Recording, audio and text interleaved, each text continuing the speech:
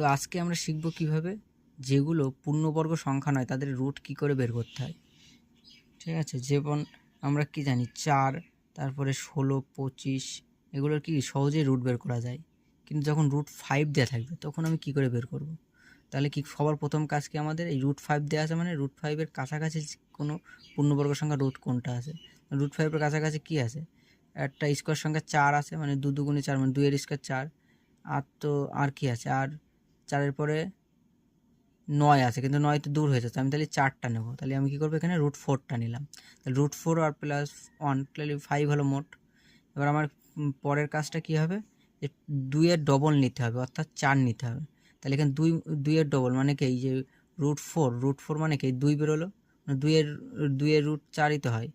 তাহলে এই 2-এর ডবলটা এই পাশে লিখতে হবে, যে 1 দিয়েছি 1-এর তলায় ওই ডবলটা বসিয়ে দিতে হবে, মানে 4টা বসিয়ে নিতে হবে। তাহলে এই দুটো যোগ করলে, লসাগু করলে আমার কত হবে, 2.25। তো মানে কি রুট 5-এর মান কত, 2.25। এখানে আবার একটা করে দিয়েছে রুট 7, সেই একই, যে রুট 7-এর কাছাকাছি কী আছে, রুট 9 আছে, ওর থেকে তাহলে 9-এর থেকে 2 বাদ দিলে যে 7 হয়, এই জন্যে -2 নিয়েছি। ঠিক আছে, এবার এখন 3, তাহলে এখানে 3 আছে।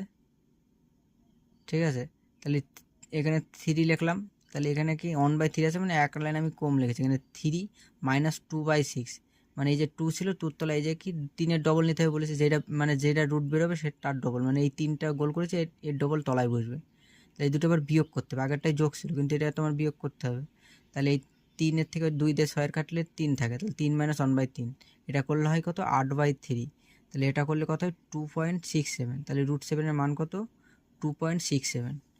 ঠিক আছে, তোমরা সবাই একটু সাবস্ক্রাইব করো, সবাই দেখছে ভিডিও কিন্তু কেউ সাবস্ক্রাইব করছে না। তো দেখা হচ্ছে পরের ভিডিওতে আবার, প্লিজ সবাই একটু সাবস্ক্রাইব করে দিও।